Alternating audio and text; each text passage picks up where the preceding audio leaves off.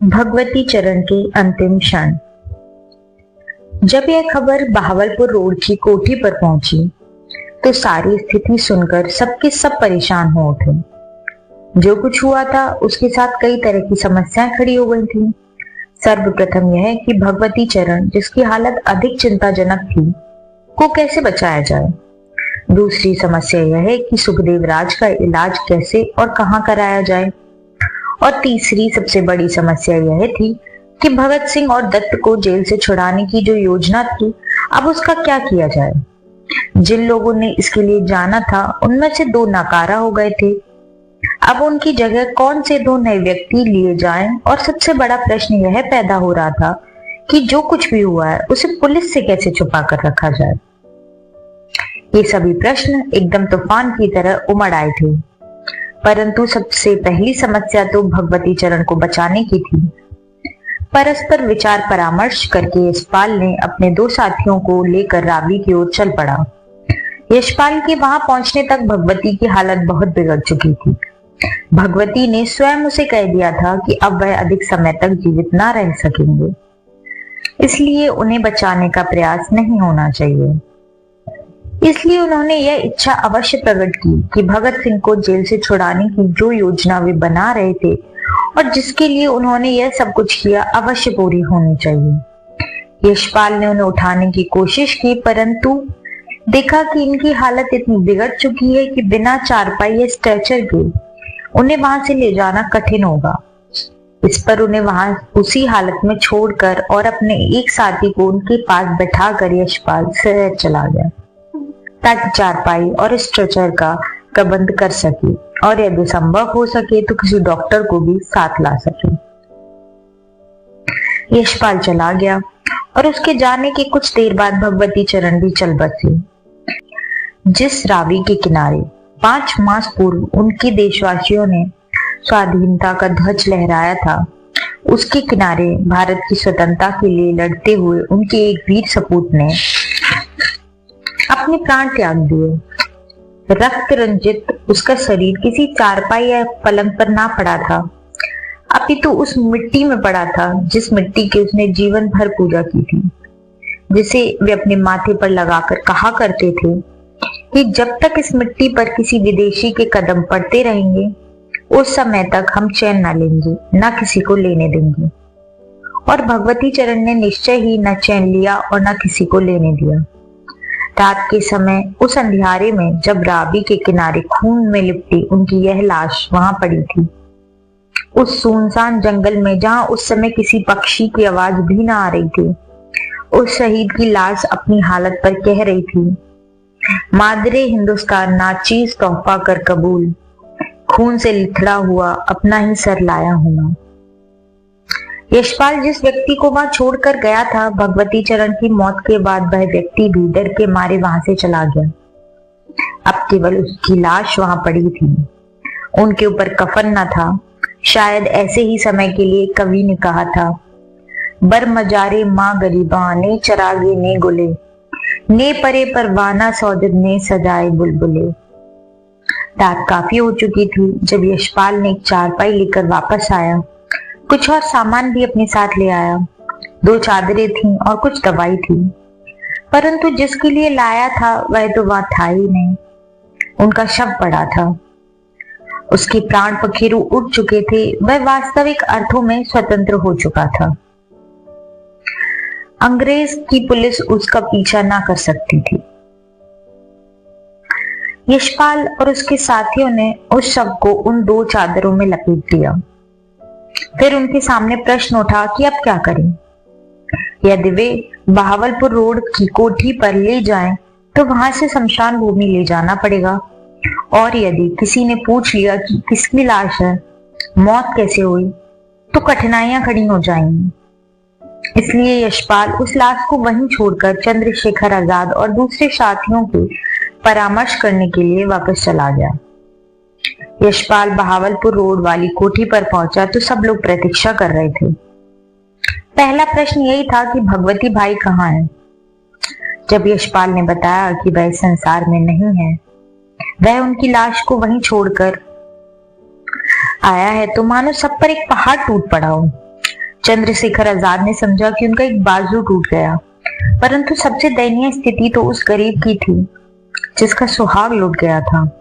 वह रो भी नहीं सकती थी कि कहीं पड़ोसियों को पता न चल जाए। वास्तव में वहां उस समय जितने भी लोग थे अपनी अपनी भावनाओं को दिल में ही दबाकर बैठ गए। हर कोई जानता था कि यदि किसी तरह यह बात निकल गई कि वहां कुछ क्रांतिकारी रहते हैं तो सारा खेल बिगड़ जाएगा। वहां बहुत सा गोला बारूद भी पड़ा था, इसलिए वहां तो उस समय प्रत्येक की यही हालत हो रही थी। ना तड़पने की इजाजत है, ना फरियाद की है, घुट के मर जाऊं यह मर्जी मेरे सयाद की है। यशपाल ने सारा हाल बता दिया। आखिर चंद्रशेखर आजाद और यशपाल अपने 2-3 साथियों को लेकर प्रातः होने से पूर्व रावी की ओर चल पड़े। प्रकाश होने से पूर्व वह लाश को ठिकाने लगा देने चाहिए थे, और जब चलने लगे तो दुर्गा और सुशीला दोनों ने कहा कि वे भी साथ चलेंगे। पहले तो चंद्रशेखर आजाद तैयार हो गए, परंतु बाद में उन्होंने ख्याल छोड़ दिया। जिस समय वह अपनी कोठी से चलने लगे उस समय अभी अंधेरा था। उन्हें विचार आया कि 2 युवा महिलाओं को अपनी साइकिल पर बिठाकर वे ले जाएं, और मार्ग में यदि कोई पुलिस वाला मिल जाए तो उसे निश्चय ही संदेह हो जाएगा कि रात के समय 2 लड़के 2 लड़कियों की साइकिल पर बिठाकर कहां ले जा रहे हैं। इसलिए उन्होंने इन दोनों देवियों को साथ ले जाने से इनकार कर दिया। दुर्गा के दिल पर जो गुजरी उसका अनुमान लगाना कठिन नहीं, परंतु अपनी पार्टी को बचाने और अनुशासन को बनाए रखने के लिए वह आजाद की बात मान गई। आजाद ने उन्हें संबोधित करते हुए कहा, अब तुम हमारी माँ हो, हमारी बहन हो, तुम्हारी इज्जत हमारे हाथ में है और हमारी इज्जत तुम्हारे हाथ में है। मैं तुम्हारी भावनाओं को समझ सकता हूँ, परंतु तुमने और भगवती भाई ने तो अपनी भावनाएं उसी दिन पांव तले रौंद डाली थी जिस दिन इस पार्टी में आप दोनों शामिल हुए थे। इसके लिए यदि पहले इतनी कुर्बानी की है तो कुछ और भी करो।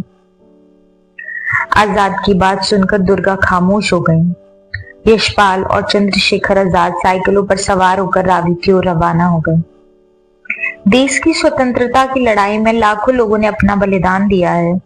कुछ ऐसे भी हैं जिनका बलिदान अद्वितीय है। लहू लगाकर शहीदों में अपना नाम लिखवाने वाले तो कई मिल जाएंगे। ऐसे लोगों की भी कमी नहीं है जो दूध पीने वाले मजनू बने रहे, किंतु उनका भी मूल्य वसूल करना चाहते हैं। असली बलिदान तो उन नौजवानों का था जिन्होंने देश के लिए अपना खून दिया, अपना जीवन दिया, अपनी जवानियां दी, और आज उनकी याद में एक ईंट भी कहीं लगी हुई दिखाई नहीं देती। भगवती चरण इनमें से एक थे। उन जैसा भागा व्यक्ति भी कोई ना होगा। जब तक जीवित रहे उनके अपने ही कई साथी उन्हें सीआईडी का सदस्य समझते रहे। जब मर गए तो अंतिम समय में कोई 2 बूंद पानी मुंह में डालने वाला भी नहीं था। उनका शव रावी के किनारे घंटों बिना कफन के पड़ा रहा। ऐसा मालूम होता है कि शायद उनके लिए ही बहादुर शाह जफर ने लिखा था, पै फातह कोई आए क्यों, कोई 4 फूल चढ़ाए क्यों। पै फातह कोई आए क्यों, कोई 4 फूल चढ़ाए क्यों, कोई आके क्षमा जलाए क्यों, मैं इस बेबसी का मजार हूं। किंतु भगवती चरण तो अब वहां पहुंच चुके थे, जहां उन्हें इस बात की चिंता ना थी कि उनके मजार पर कोई फूल चढ़ाता है या नहीं। उन्होंने अपने जीवन में भी इसकी परवाह ना की थी। एक सच्चे क्रांतिकारी की तरह वे कहा करते थे, आई शैल डाई अनवेप्ड, अनमॉर्न्ड, अनसंग। उनकी मृत्यु इस दृष्टि से अत्यंत दर्दनाक थी, किंतु एक क्रांतिकारी की मौत इससे बेहतर और क्या हो सकती थी। चंद्रशेखर आजाद और यशपाल भगवती चरण के शव को ढूंढते ढूंढते अंततः उनके पास पहुंच गए। एक जंगल में उनका यह जांबाज साथी बड़े संतोष के साथ सो रहा था। जो सफेद चादर यशपाल उनके ऊपर डाल गया था वही उनके ऊपर पड़ी थी। किसी ने 2 फूल भी उनके शव पर न डाले थे, किंतु उनके शरीर से निकले हुए खून के छींटे उस सफेद चादर पर लाल फूल की तरह लग रहे थे। आजाद और यशपाल देर तक उनके पास खड़े रहे। अब उनके लिए एक प्रश्न पैदा हुआ कि शव का क्या करें। उन्हें शमशान भूमि ले जाकर उसका विधिवत संस्कार करने का तो प्रश्न ही पैदा न होता था।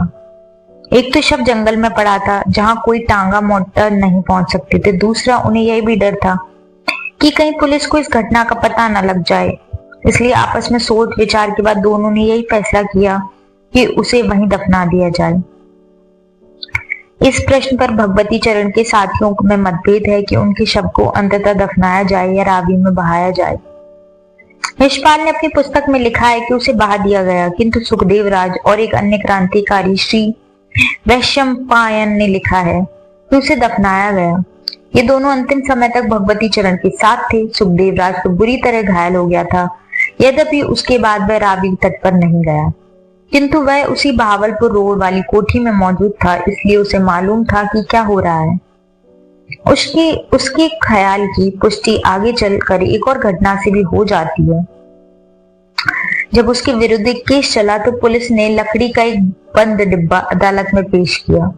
जो अंग्रेज इंस्पेक्टर वह डब्बा लेकर आया था, उसने मजाक करते हुए डिब्बे की ओर संकेत किया और सुखदेव से कहा, मीट योर फ्रेंड भगवती चरण, यानी अपने मित्र भगवती चरण से मिलो। पुलिस को बाद में पता चला कि भगवती चरण को कहां दफनाया गया है। उसने जमीन खोदकर उनकी हड्डियां निकाल ली और उन्हें अदालत में पेश कर दिया। यह कहानी है उस व्यक्ति की जिसने अपनी जन्मभूमि के लिए अपना सब कुछ दे दिया। कई बार सोचता हूं कि वे युवक किस मिट्टी के बने थे, जिनकी दृष्टि में अपने देश के लिए बड़े से बड़े बलिदान का भी मूल्य न था। भगवती चरण ने अपना और अपने परिवार के सब कुछ दांव पर लगा दिया। यह उनका सौभाग्य था कि उन्हें एक ऐसी धर्म पत्नी मिली जो उनसे भी बढ़कर बलिदान के लिए तैयार थी। इसलिए भगवती चरण के लिए अपने उद्देश्य को पूरा करना कठिन न था और अपने जीवन के अंतिम श्वास तक वह इसके लिए संघर्षरत रहे। भगवती चरण को धरती के आंचल में सुलाकर आजाद और उनके साथी बहावलपुर रोड पर वापस लौट आए। आजाद की दो भुजाएं थीं, एक भगत सिंह और दूसरा भगवती चरण। दोनों ही टूट गई थीं। जब तक भगवती चरण जीवित थे, आजाद को यह आशा थी कि शायद वे दोनों मिलकर भगत सिंह को वापस ले आए। भगवती स्वयं इस मामले में बहुत आशावादी थे। कई बार वे कहा करते थे कि जब वह और आजाद भगत सिंह को छुड़ाने जाएंगे, उन्हें यह मालूम नहीं कि इन दोनों में से कोई जीवित लौट सकेगा या नहीं, किंतु वे भगत सिंह को जरूर ले आएंगे। इसके लिए वे बड़े से बड़े मूल्य देने को तैयार थे। यही कारण था कि आजाद और भगवती दोनों ही इस कार्य के लिए जा रहे थे। उस समय देश के क्रांतिकारी आंदोलन के ये दोनों ही प्राण थे। इसके सहारे ही ये चल रहा था, किंतु उन्हें इस बात की चिंता न थी कि कौन जीवित रहता है और कौन मरता है। इन लोगों के बलिदान की कसौटी कुछ और ही थी। वे खून देने वाले मजनू थे, दूध पीने वाले नहीं। वापस लौटकर आजाद ने सबसे पहले दुर्गा को हौसला देना शुरू किया। शेष सारे साथी भी वहीं बैठे थे, सबकी जबान बंद थी। किसी को कुछ समझ नहीं आ रहा था कि क्या हो रहा है और अब आगे क्या करना है। दुर्गा ना बोल रही थी, ना रो रही थी, आंखें बंद किए बैठी थी। जो कुछ हुआ था उसके लिए वह तो पहले से ही तैयार थी। वह जानती थी कि जो जीवन वह और भगवती चरण बिता रहे हैं और जिस मार्ग पर वह और भगवती चरण चल रहे हैं, अंततः एक दिन उसका ऐसा ही कुछ अंत होना है। एक क्रांतिकारी की पत्नी अपने आप को कभी सुहागन नहीं समझती। उसे हर समय यह आशंका रहती है कि ना मालूम कब उसका सुहाग लौट जाए। फिर भी जब तक ऐसी घटनाएं ना हो जाएं, उसे संतोष तो रहता है कि गाड़ी ठीक चल रही है। और जिस दिन गाड़ी पटरी से नीचे उतर जाए, उस दिन उसे तथ्य का अनुभव होता है। कुछ ऐसी ही हालत दुर्गा भाभी की भी हो रही थी। वह अपनी भावनाएं प्रकट भी ना कर सकती थी। अंततः यह समझकर उसने अपने आप को चोट सहन करने में मजबूर कर लिया कि एक दिन तो यह होना ही था।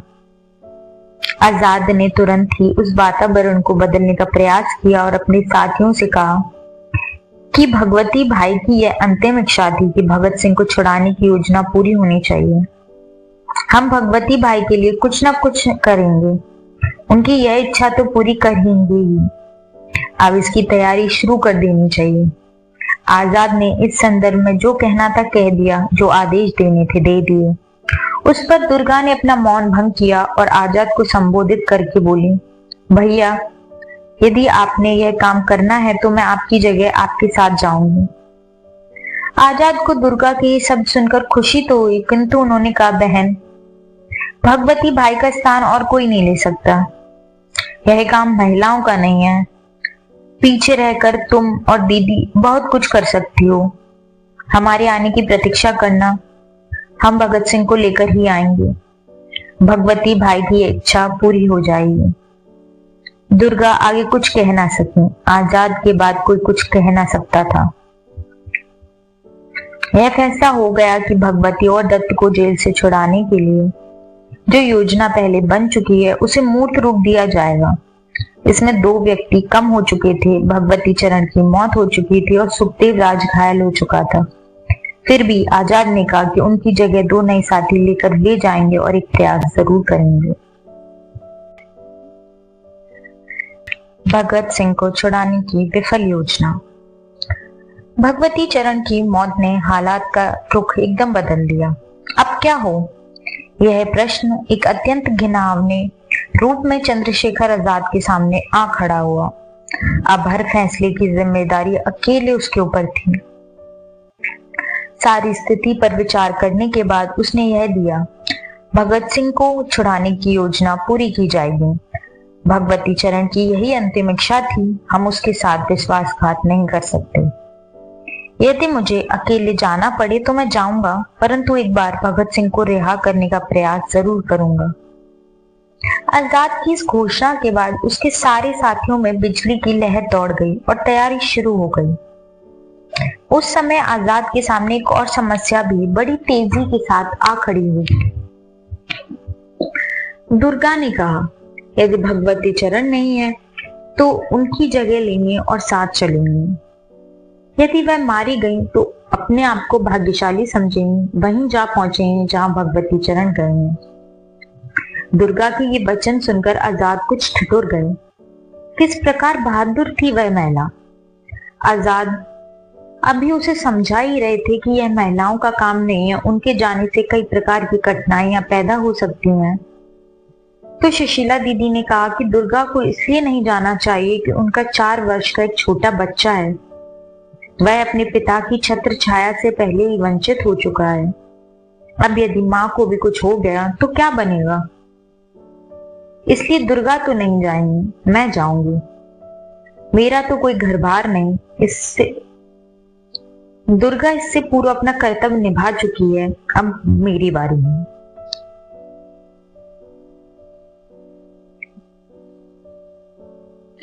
चंद्रशेखर दोनों की बातें चुपचाप सुनते रहे। फिर एक नेता की तरह उन्होंने अपना आदेश देते हुए कहा, यह काम महिलाओं का नहीं।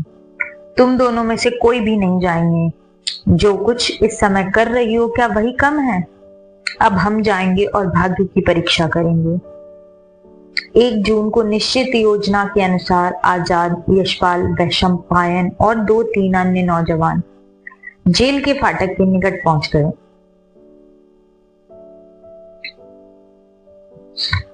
जब भगत सिंह और दत्त के जेल से निकलने का समय आया तो सब अपनी अपनी जगह अपने अपने पिस्तौल, रिवॉल्वर और बम लेकर खड़े हो गए। भगत सिंह और दत्त को इसकी पहले से ही सूचना दे दी गई थी। उन्हें यह भी कहा गया था कि जब वे जेल से बाहर निकलेंगे तो वैशंपायन जो एक और खड़ा होगा बांसुरी बजाने लग जाएगा, जिसके अर्थ होंगे कि सब कुछ ठीक है, अब हमला होने वाला है। भगत सिंह और दत्त भी उस समय तैयार हो जाना चाहिए। ज्यों ही पुलिस पर पहला बम पड़े वे भागकर उस मोटर गाड़ी पर बैठने का प्रयास करें जो एक और वहां खड़ी थी। वह गाड़ी उन्हें भगाकर ले जाएगी। आजाद और उनके साथी पीछे पुलिस के साथ लड़ते रहेंगे। मारे गए तो मारे गए, बच गए तो बच गए। किंतु इस लड़ाई में भगत सिंह और दत्त दोनों वहां से निकल जाएंगे। इस योजना का एक भाग यह भी था कि भगत सिंह और दत्त बाहर निकलेंगे, वैशंपायन बांसुरी बजाएगा तो उसके उत्तर में भगत सिंह अपना सर खुजलाएगा। इसके अर्थ होंगे कि वे भी तैयार हैं। इसके बाद कार्यवाही शुरू हो जाएगी। परंतु न जाने क्यों भगत सिंह ने संकेत नहीं दिया। जेल के बाहर आते ही वह दत्त कैदियों वाली गाड़ी में जाकर बैठ गए और पुलिस उन्हें वहां से ले गई। आजाद और उनके साथी ये सब देखते रह गए। उन्हें कुछ समझ नहीं आया कि क्या हुआ। निराश होकर लौट आए। कुछ समय बाद जब भगत सिंह ने पूछा कि उसने यह सब क्यों किया तो उसने उत्तर दिया, भगवती चरण की मृत्यु के बाद जीवित रहने की कोई इच्छा ना रही। वह यह भी नहीं चाहते थे कि उनकी पार्टी की अंतिम निशानी आजाद भी इस प्रयास में मारी जाए।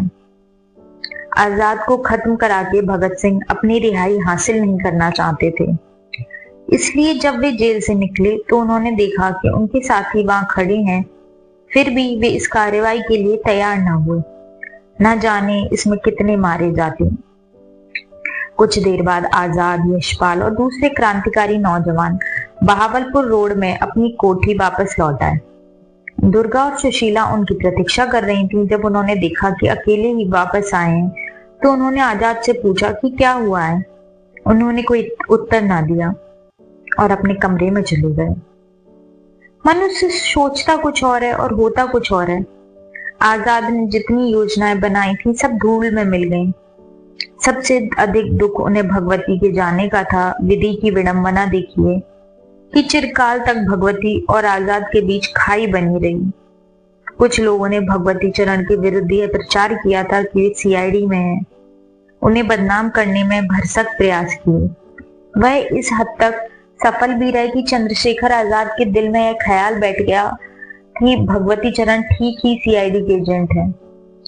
केवल भगत सिंह इस ख्याल का प्रतिवाद करते रहे।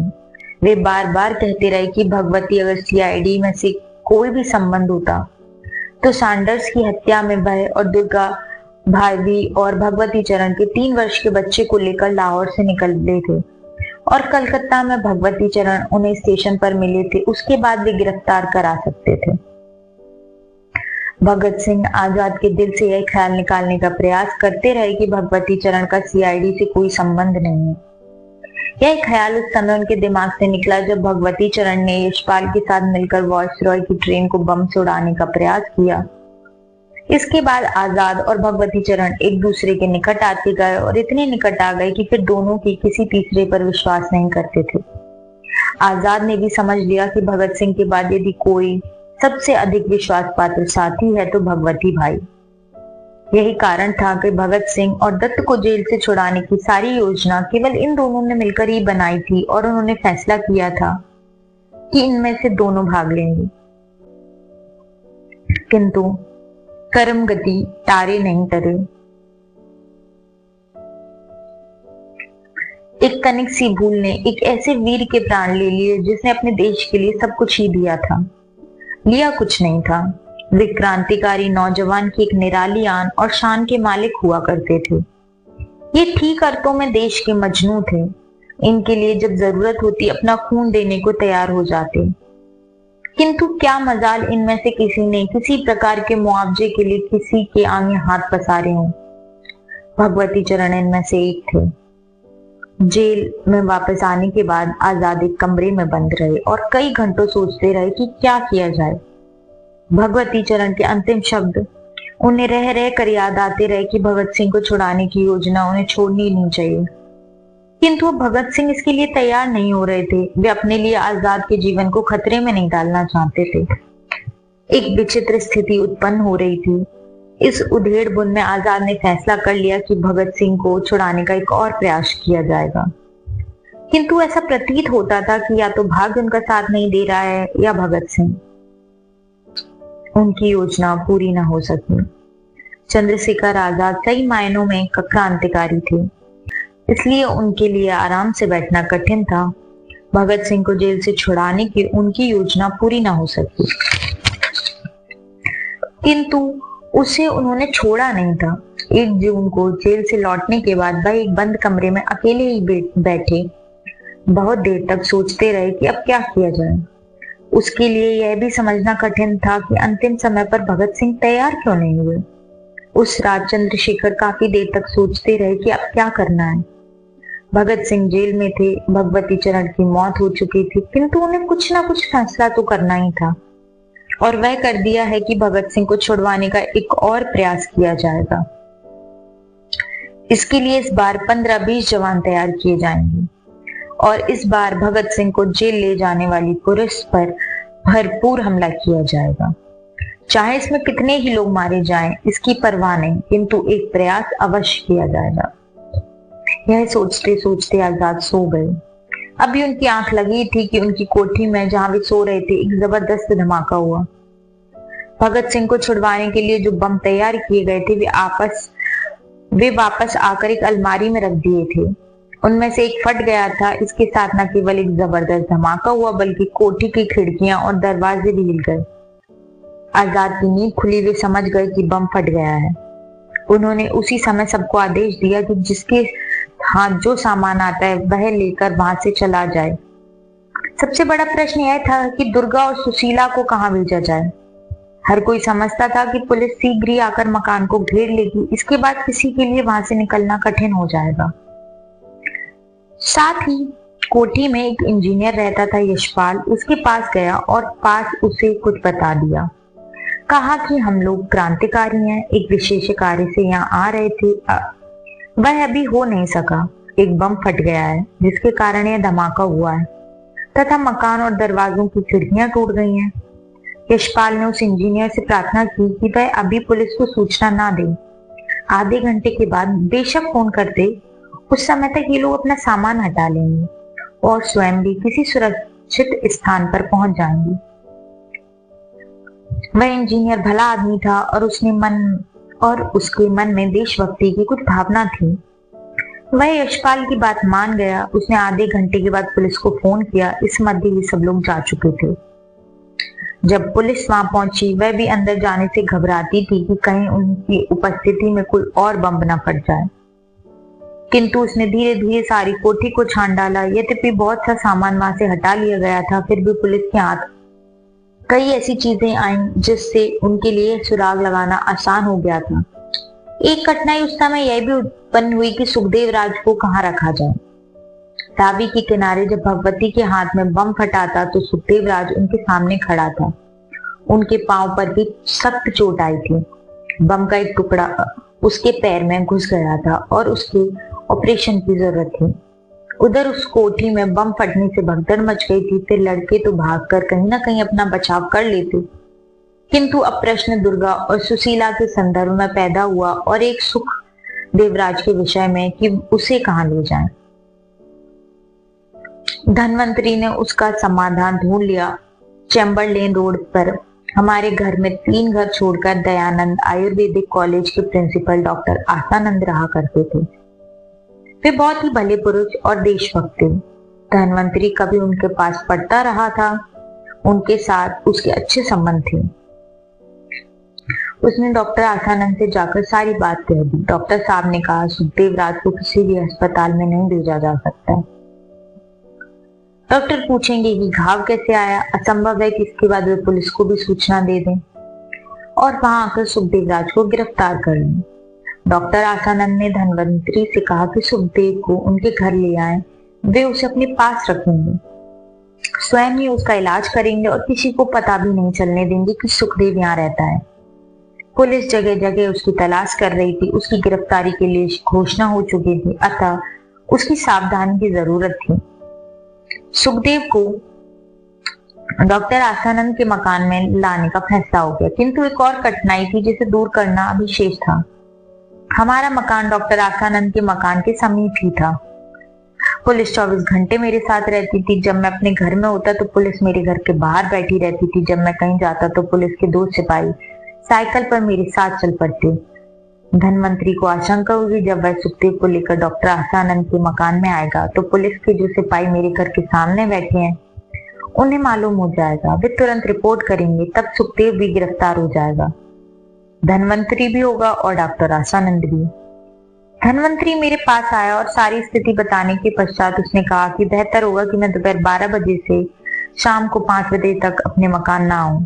यदि मैं कॉलेज में रहूं तो पुलिस भी वहीं रहेगी और मैदान साफ रहेगा। मेरे लिए इसमें क्या कठिनाई थी। मैं 5 घंटे अपने कॉलेज में ही रहा। इस मध्य धनवंतरी सुखदेव राज को डॉक्टर आसानंद के घर ले आया।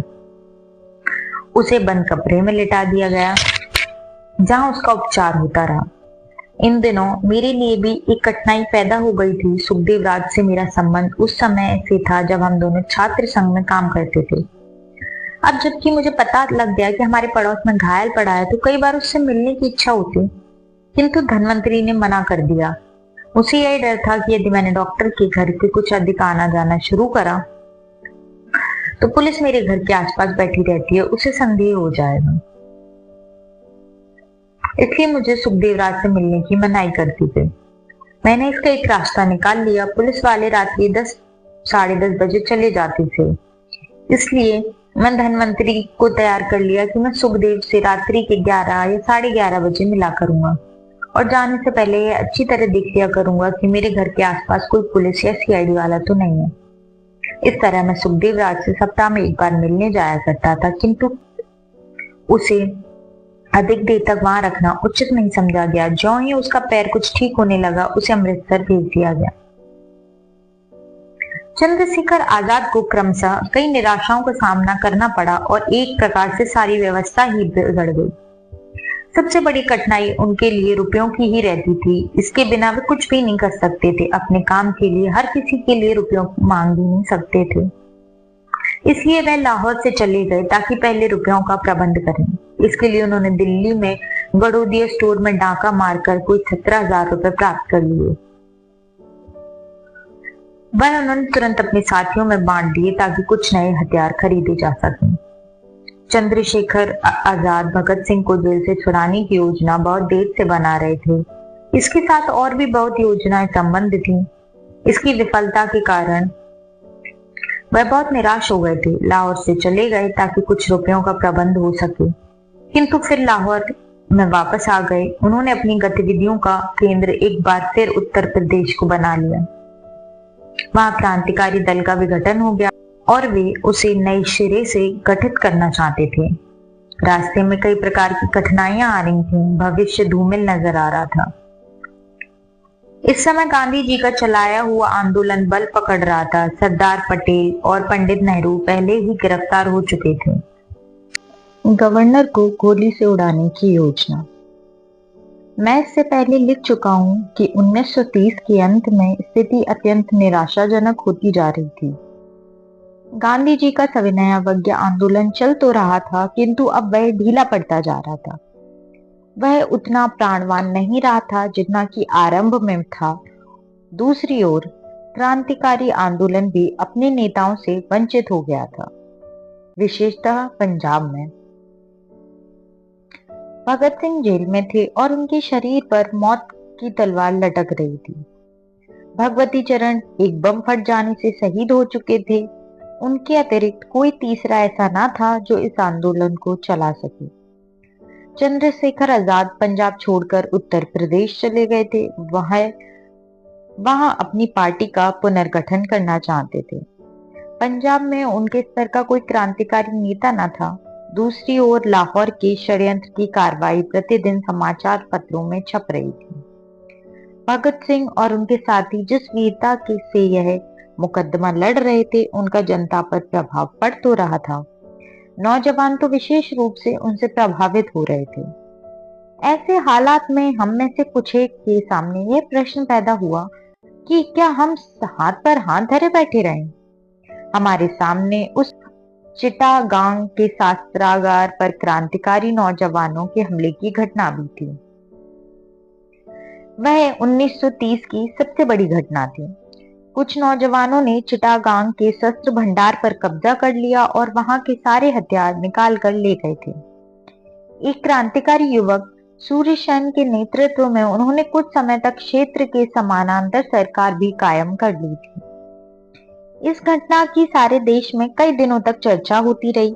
इस हमले के बाद बंगाल की सारी पुलिस इसका सुराग लगाने का प्रयास करती रही और अंततः चिटागांग की पहाड़ियों में इन नौजवानों और सरकार की पुलिस के मध्य जमकर लड़ाई हुई। इसमें 10 नौजवान मारे गए। इनमें से एक ने भी भागने का प्रयास नहीं किया। इनमें से कुछ गोली लगने पर भी लड़ते रहे। वे अंतिम समय तक अपने साथियों से यही कहते रहे कि हथियार मत डालना। यह लड़ाई उन्होंने इंडियन रिपब्लिक आर्मी के झंडे तले लड़ी थी और इसने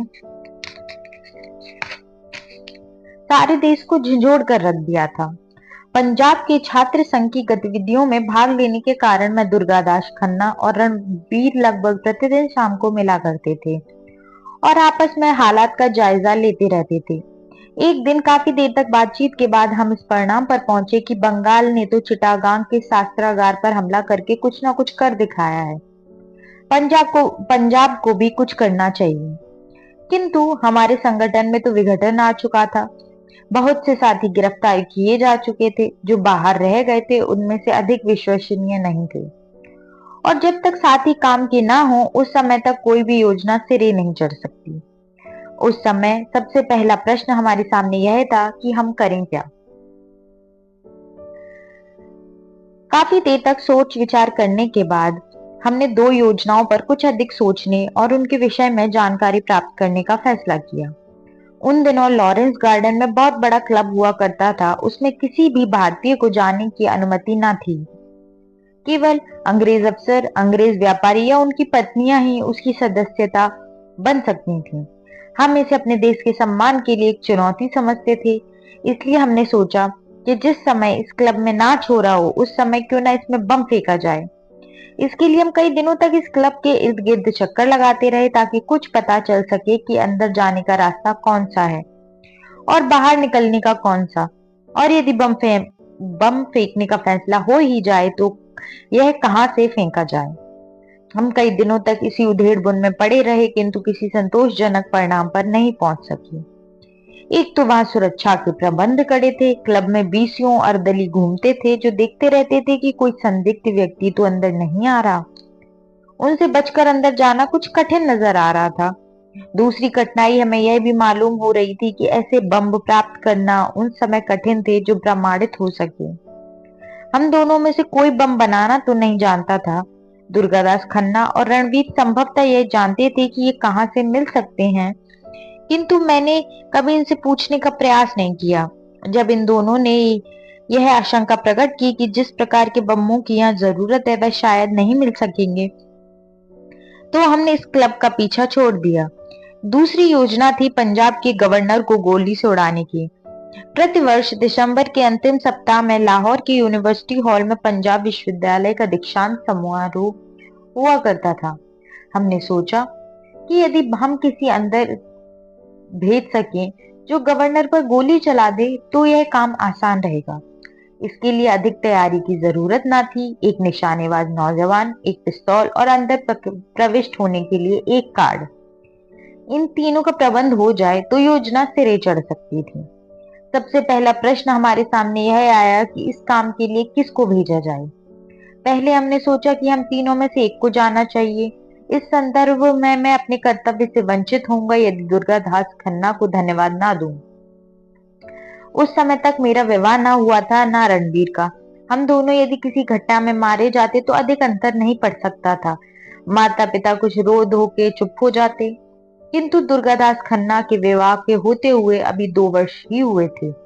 1 वर्ष का उसका बच्चा भी था। फिर भी जब यह प्रश्न पैदा होता कि वह जब गवर्नर पर गोली चलानी है तो हम तीनों में से कौन जाए, तो सबसे पहले वे तैयार होते।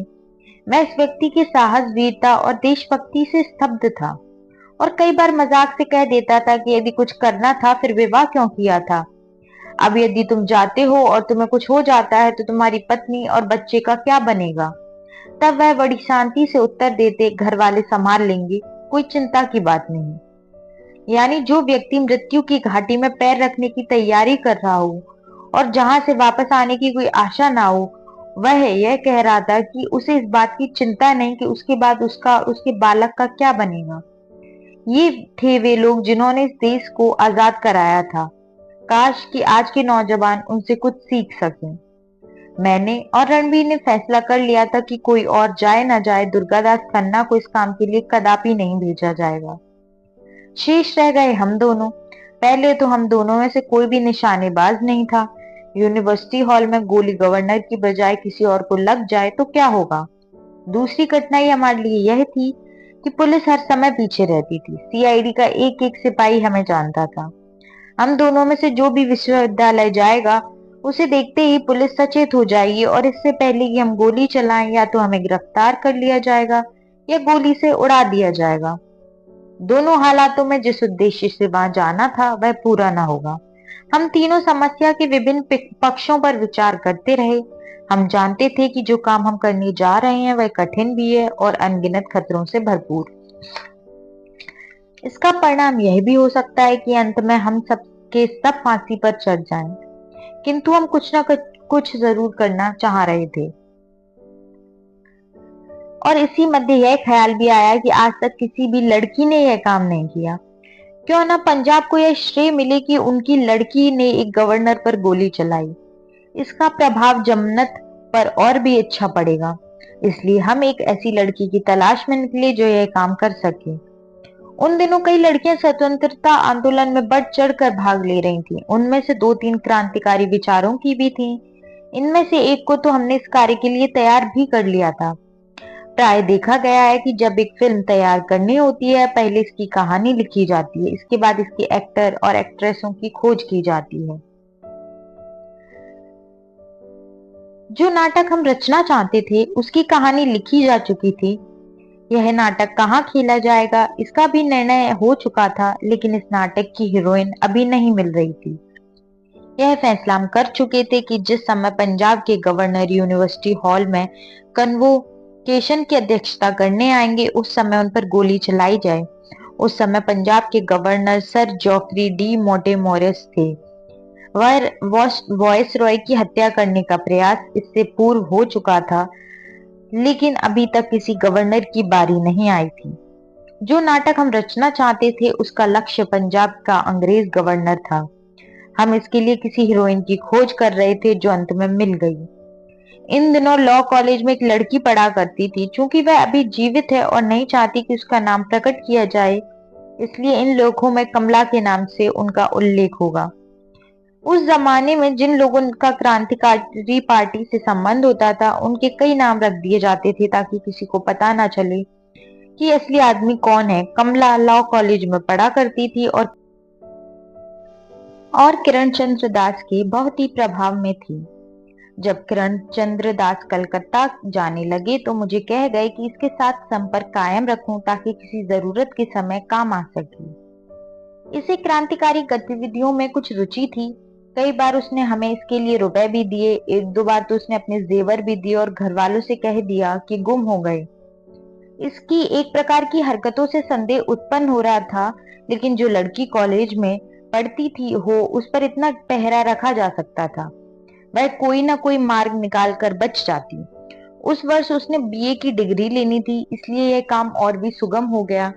एक दिन मैंने उससे सारी बात कर दी और उससे पूछा कि क्या वह सारा काम कर सकती है, कि अपने गाउन में एक रिवॉल्वर छुपा कर ले जाए और जब गवर्नर उसे डिग्री देने लगे तो वह गोली चला दे।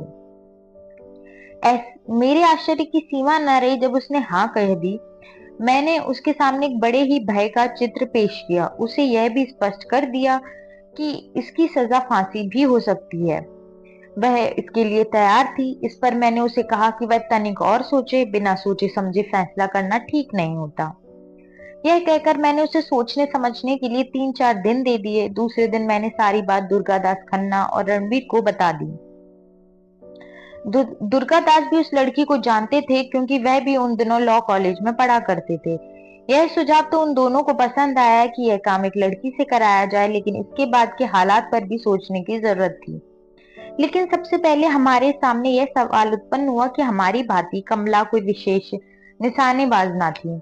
यदि उससे यह काम करना है तो उसे पहले रिवॉल्वर चलाने की प्रैक्टिस करनी होगी। यह वह घर पर नहीं कर सकती। उसके घर वालों को पहले भी संदेह रहा था कि उनकी बेटी अपना रुपया कहीं खुर्द बुर्द कर रही है। कई बार कह देती कि रुपए गुम हो गए, हालांकि वह हमें दे जाया करती थी। अपने घर में बैठकर रिवॉल्वर की प्रैक्टिस तो कोई भी नहीं कर सकता था। वह तो किसी जंगल या पर्वत में हो सकती थी। यदि कमला ने यह प्रैक्टिस करनी है तो उसे घर छोड़ना पड़ेगा। यह इसका प्रथम प्रशिक्षण होगा। यदि वह अपना घर छोड़ने को तैयार हो जाए तो हम समझेंगे कि वह अंतिम पग उठाने को तैयार है। यदि वह ऐसा करती है तो सारे देश पर इसका प्रभाव होगा। और यह भी हम अनुभव कर रहे थे। जो विचार हमें सबसे अधिक अपील कर रहा था वह यह था कि पहली बार एक लड़की ऐसा काम कर रही थी, वो भी पंजाब की। परंतु इसके बाद क्या कुछ हो सकता था, यह विचार आते ही हमारे सारे इरादे बदल जाते थे। एक युवा शिक्षित लड़की घर से चली जाए, इसके बाद वह राज्यपाल पर गोली चला दे। राज्यपाल को कुछ हो या ना हो, वह लड़की हर हालात में पकड़ी जाएगी। पुलिस उसे तंग करेगी और यदि उसने किसी दबाव में कुछ बता दिया तो फिर क्या होगा। इस प्रकार के और भी प्रश्न हमारे समक्ष उठ रहे थे और हम भी शीघ्रता से कोई कदम ना उठाना चाहते थे। इसी मध्य मैंने कमला से सारी बात कह दी। जो जो आशंकाएं हमारे मन में पैदा हो रही थी वह सब तुरंत उसने सामने रख दी और सीधा प्रश्न किया कि क्या वह तुरंत अपना घर छोड़ने को तैयार है। ऐसा लगता था कि वह भी इस समय तक इन सभी प्रश्नों पर विचार करती रही थी। किसी न किसी कारण यह विचार उसके मन में बैठ गया था कि यह कार्य उसने अवश्य करना है। जब मैंने अपनी आशंकाएं उसके सामने रखी तो उसे कुछ निराशा हुई और वह कहने लगी, क्या आप जानते हैं कि वीरता का कार्य केवल लड़के ही कर सकते हैं, लड़कियां नहीं कर सकती। आपको लड़कियों के बारे में बड़ी भ्रांति है। मैंने कमला को बहुत समझाने का प्रयास किया कि हमारा कदापि यह उद्देश्य नहीं, परंतु हमें इस समस्या के सभी पक्षों पर विचार करना पड़ता है। अंततः उसने यह कह दिया कि वह अपने घर पर नहीं रहेगी। उसका मन उचाट हो चुका है। वह पार्टी के लिए कोई सक्रिय काम करना चाहती है, घर में बैठकर अपना जीवन बर्बाद नहीं करना चाहती। मैंने यह सारी बात दुर्गादास और रणवीर से कह दी। पहले तो हमने यही निर्णय लिया कि यदि कमला अपने घर में नहीं रहना चाहती है तो उसे वहां रहने के लिए विवश न किया जाए और उसके रहने की कहीं और व्यवस्था की जाए और उसके बाद वह रिवॉल्वर की प्रैक्टिस शुरू कर दे। यदि वह निशानेबाजी में पूरी उतर आए तो उसे विद्यालय हॉल में गोली चलाने के लिए भेजा जाए, वरना ना भेजा जाए। परंतु इस निर्णय के दूसरे दिन ही हमें यह योजना बदलनी पड़ी। दुर्गादास खन्ना ने कहा कि जब वह लड़की घर छोड़ गई तो यह असंभव है कि इसके घर वाले आराम से बैठे रहें। वे इसकी खोज करेंगे और अंततः यह मामला पुलिस तक जाएगा और ऐसी स्थिति में यह भी संभव है कि जब यह विद्यालय भवन में डिग्री लेने जाए तो उसके घर वाले भी वहां खड़े हों। वे पुलिस को संकेत दें और पुलिस उसे गिरफ्तार कर ले। उसके कब्जे के रिवॉल्वर निकल आए और अकारण ही 4-5 वर्ष की कैद हो जाए। ऐसी स्थिति में सभी हमें ही कोसेंगे कि हमने एक लड़की को अकारण ही फंसा दिया। इसी के साथ यह भी प्रश्न पैदा हुआ कि हमारे लिए उचित है कि हम तो पीछे बैठे रहें और मरने के लिए एक लड़की को आगे कर दें। कमला युवा है, रंग रूप से भी अच्छी है, शिक्षित है। पुलिस उसे तंग करेगी और यदि उसने उलट पुलट बयान दे दिया तो हमारी क्या रह जाएगी। दुर्गादास की बात में वजन था। समस्या के इन पक्षों पर दृष्टि विगत नहीं किया जा सकता था। एक लड़की को आगे भेजने का हमारा केवल एक ही उद्देश्य था कि पंजाब का नाम ऊंचा हो, कि जिस तरह पंजाब ने भगत सिंह जैसे सपूत पैदा किए वह वीर सुपुत्रियां भी पैदा कर सकती है। परंतु जो कुछ दुर्गादास खन्ना ने कहा था उसकी उपेक्षा भी नहीं की जा सकती थी। अतः हमने यही निर्णय लिया कि कमला को इस काम के लिए भेजना उचित न होगा। पहले हम नायिका की तलाश में थे, अब हम नायक की तलाश शुरू कर दी। दूसरे दिन मैंने कमला से कह दिया कि हमने इरादा बदल लिया है। उसे सुनकर बड़ी निराशा हुई और उसने कुछ रोष प्रकट किया, परंतु जब हमारी वस्तु उसके समक्ष रखी गई तो वह समझ गई। मैंने उसे कहा कि वह घर में रहकर बहुत कुछ कर सकती है। जब तक उसके मन में पार्टी के लिए कुछ करने की लगन है, वह जहां कहीं भी रहे कई तरह से हमारी मदद कर सकती है। इस पर उसने कहा कि आप मेरी एक कठिनाई को नहीं समझ रहे। जब मैंने पूछा तो उसने कहा कि घर में रहकर मेरी शादी हो जाएगी और मैं किसी काम की नहीं रहूंगी। अंततः यही हुआ। हम अपने नायक की खोज करते रहे और कमला की शादी हो गई, वह भी बहुत बड़े सरकारी अफसर के साथ।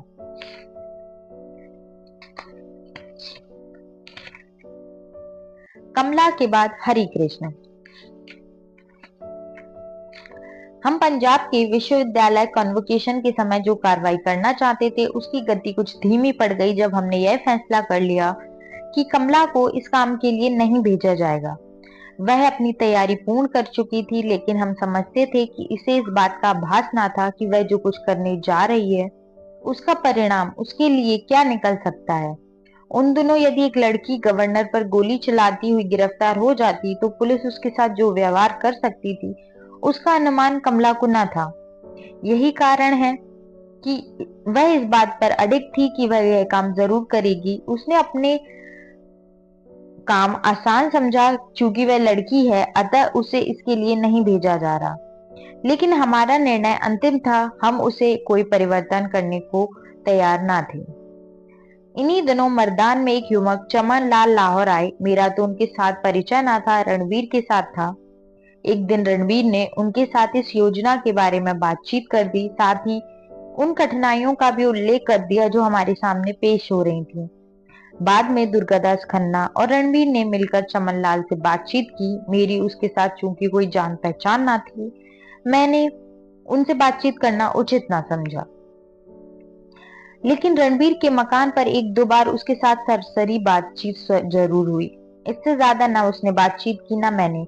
रणबीर और दुर्गादास खन्ना के साथ बातचीत करते हुए उसने एक युवक हरि कृष्ण का उल्लेख किया, जो मर्दान का रहने वाला था, जिसके मन में देश के प्रति कुछ कर गुजरने की तमन्ना थी। अंत में इन तीनों के बीच क्या बातचीत हुई है मुझे पता नहीं, लेकिन 8-10 दिन के बाद एक दिन मैं जब रणवीर के मकान पर गया तो वहां मुझे एक छोटे से कद के पठान युवक से मिलाया गया।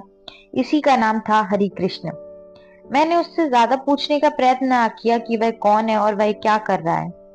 कोई 20 दिसंबर के करीब एक दिन दुर्गादास खन्ना ने मुझे बताया कि हरि कृष्ण नाम जिस युवक से मिलाया गया था, वह गवर्नर पर गोली चलाने को तैयार है। शेष सभी प्रबंध पूर्ण कर दिए गए। यूनिवर्सिटी हॉल में दाखिल होने के पास नहीं मिल रहा।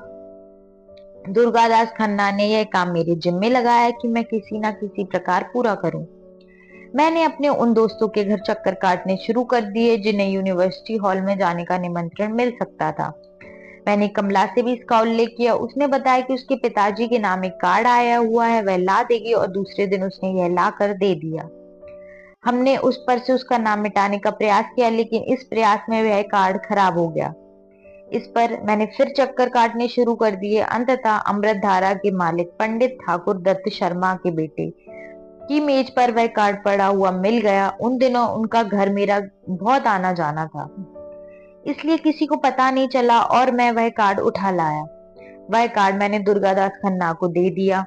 हम लोगों ने बैठकर बड़े संतोष पूर्वक ढंग से उनका नाम मिटाया और बाद में उस पर इस प्रकार हरि कृष्ण लिख दिया कि किसी को संदेह ना हो कि इस पर पहला नाम मिटा दिया गया है।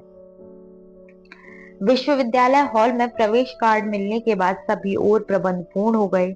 हरि कृष्ण बिना किसी सम्मान और साधन आदि के घर से आया था, इसलिए उसे नए कपड़े सिलवा दिए गए ताकि वह विश्वविद्यालय हॉल में जाए तो उसका पहरावा देखकर किसी तरह का कोई संदेह ना हो। उसे जिस मकान में रखा गया था उसका भी केवल रणवीर और दुर्गादास खन्ना को ही पता था। इस सारी षड्यंत्र में एक सतर्कता हमने शुरू से रखी, वह थी कि जिसका जो काम होता उससे अधिक किसी को ज्ञान ना होता था कि शेष क्या हो रहा है। यही कारण है कि अंत में हम सब बच गए। मुझे ज्ञात ना था कि हरि कृष्ण को कहाँ रखा गया है। रणवीर और हरि कृष्ण को यह ज्ञात ना था कि हॉल में प्रवेश का कार्ड मैं कहाँ से लाया हूँ। यह केवल मुझे और दुर्गादास खन्ना को ही ज्ञात था, और यह रहस्य पुलिस को अंत तक पता ना चल सका। यदि किसी चरण पर दुर्गादास खन्ना कमजोरी दिखा जाते तो वह भी फांसी पर चढ़ जाते और मैं भी। अंततः 23 दिसंबर का दिन उस कार्य के लिए निश्चित किया गया। इस दिन विश्वविद्यालय का दीक्षांत समारोह था।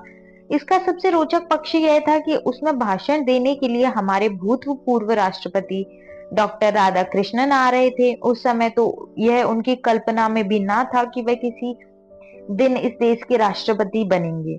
उस समय वे ऑक्सफोर्ड विश्वविद्यालय में पढ़ाते थे, इसलिए उन्हें पंजाब विश्वविद्यालय के दीक्षांत समारोह में भाषण देने के लिए बुलाया गया था। उस दिन जब हरि कृष्ण ने वहां गोली चलाई, उसके बाद जो कुछ हुआ यह डॉक्टर राधाकृष्ण ने अपनी आंखों से देखा था। अंततः जब वे हमारे राष्ट्रपति बने और दुर्गादास खन्ना उन्हें मिलने गए तो डॉक्टर साहब ने 23 दिसंबर 1930 की सारी घटना सुना दी, और मजाक के तौर पर उन्होंने यह भी कहा कि भाग्य से बच गया, वरना आप लोगों की गोली का तो उस दिन पता नहीं कहां जा लगती। 23 दिसंबर की सुबह 11 बजे दीक्षांत समारोह शुरू होना था। हरि कृष्ण से यह कह दिया गया कि वह 10:30 बजे वहां पहुंच जाए। एक दिन पूर्व उसे विश्वविद्यालय हॉल दिखा दिया गया।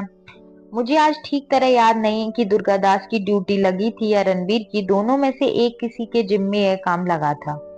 वह हरि कृष्ण को वहां ले जाकर सारे मार्ग दिखा दें। उसे यह भी कह दिया गया था कि यदि गोली चलाने के बाद वहां से निकल सके तो निकल आए। ये सभी प्रबंध करने के बाद हमने अपने अपने घरों की सफाई शुरू कर दी। मुझे याद था कि गोली चलने के बाद पुलिस हमें अवश्य गिरफ्तार करेगी और हमारे घरों की तलाशी भी लेगी, इसलिए शाम के समय मैंने आकर अपने कमरों की सफाई शुरू कर दी। सभी पुस्तकों और दूसरा सामान ठीक ढंग से रखकर सो गया, परंतु उस रात नींद नहीं आई।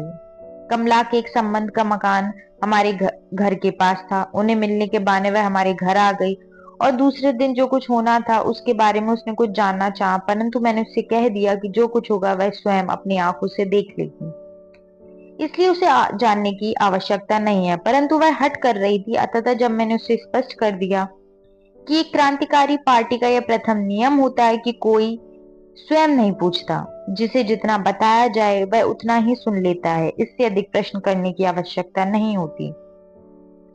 मेरी यह बात उसे पसंद नहीं आई और वह यह कहती हुई चली गई कि आप लोग यह समझते हैं कि केवल लड़के ही किसी रहस्य को अपने हृदय में छुपा कर रख सकते हैं, लड़कियां नहीं रख सकती।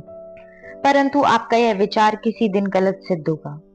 किसी न किसी कारण रणबीर और दुर्गादास अभी पुलिस की नजरों में इतने न चढ़े थे जितना कि मैं चढ़ गया था,